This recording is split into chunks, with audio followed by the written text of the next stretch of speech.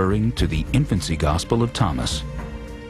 The book, written by an unknown author, begins with several disturbing miracle stories.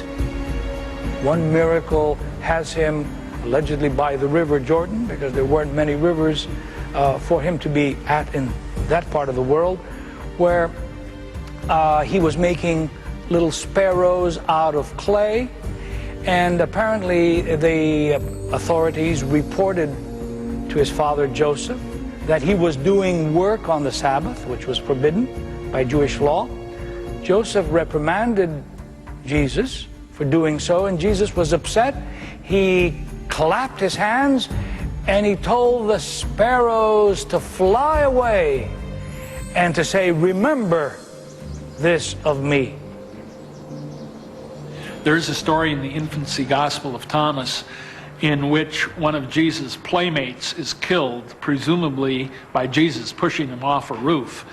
And this little boy's parents, of course, are very upset and very angry at Jesus. Well, Jesus at this point has acquired something of a reputation for himself in the village, and so people come around and they say, "Now, why did you push him off, Jesus? You know, how could you have done such a thing?" And Jesus says, I didn't push him off. I had nothing to do with his death. And in fact, to provide some evidence of his innocence, Jesus raises his playmate from the dead, brings him back to life, and says, "Zenon, tell them, did I push you down?" And Zenon says, "No, Lord, you didn't have anything to do with my death." According to the Infancy Gospel of Thomas, Jesus, age 5, was not only a powerful, strong-willed child who was sometimes willing to heal people, he also had a dark and even malevolent side to his character. They had the young boy Jesus blinding a customer of his father in the carpenter shop for criticizing his father's work in the carpentry shop. I don't think people were looking necessarily for historical accuracy. Disturbing as these stories may have been, like a 21st century audience, early Christians wanted to know more. The Infancy Gospel of Thomas is a story in 3 acts. Everyone knows the first one, what I call the bye-bye birdie, where Jesus makes the birds out of clay and they fly away, and wow, isn't that great? Jesus at 5 is the first act, and at 5 he is a divine brat. He is like Dennis the Menace as God. But he's awful. He uses his wisdom to put down his teacher. He uses his power to knock down his friends. He's rather nasty. He's evil. The second act is Jesus at 8. By the time he gets to 8, everything is beginning to change. His father Joseph, who's a carpenter, is trying to build something, and he needs 2 boards of the same length, and he's cut one too short. And he's very upset. And Jesus says, "That's all right, Father. Lay the boards side by side." And Jesus takes the shorter board and stretches it to be just as long as the other board. He helps his mother by bringing home water in his cloak. He helps his father by making the boards extend miraculously to fit. He heals his brother James from a viper bit. He plants 1 measure of grain. It comes up 100-fold, and he gives it to the poor. He's finally got it. The function of great power and great wisdom is to do good. And then the final act is Jesus at 12, and that simply rejoins. Look. Allahu Akbar, Allahu Akbar. Although stories from the Infancy Gospel of Thomas are not part of the Christian canon, they are found in Islam's holy book, the Qur'an. These stories, even though they weren't officially recognized by the church in the official version of the Bible, they were still being used. So we know that, for example, Christians in Arabia were reading the Infancy Gospel of Thomas.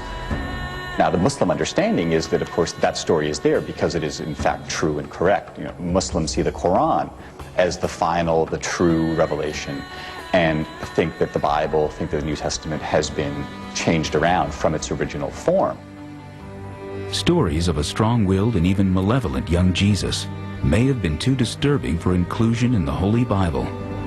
But perhaps a lesson was lost in the process. For there may be hope for ordinary folk when even the Son of God gets to grow over time. So the story, the whole story, the entire narrative is Jesus growing up to use his great power and great wisdom only for good and be ready for the Jesus that we get in the New Testament.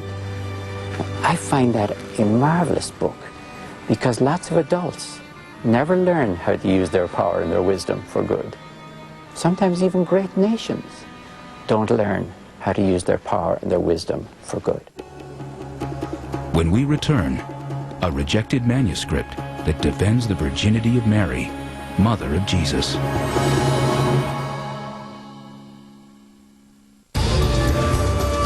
We now return to Banned from the Bible. The Christian Bible tells us that a young Jewish virgin named Mary was chosen by God to give birth to the Savior of the world, and that her son's conception would be divine, not mortal, a virgin birth. The Bible gives little detail on Mary's life before or after Jesus is born. But more than a century before the New Testament was canonized, a manuscript bearing the unlikely name, the Proto-Evangelion of James, was written.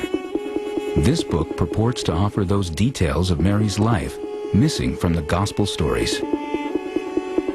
Of course, the story really is about Mary, and it is often viewed as the first document that focuses attention on Mary, which becomes in the tradition of the church then a deep interest in Mary and her personhood and her status.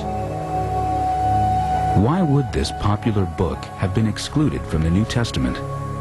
Hard to find a position to put this actually in the New Testament. It would have to be the first thing in the New Testament. And that might make Mary almost more important than Jesus.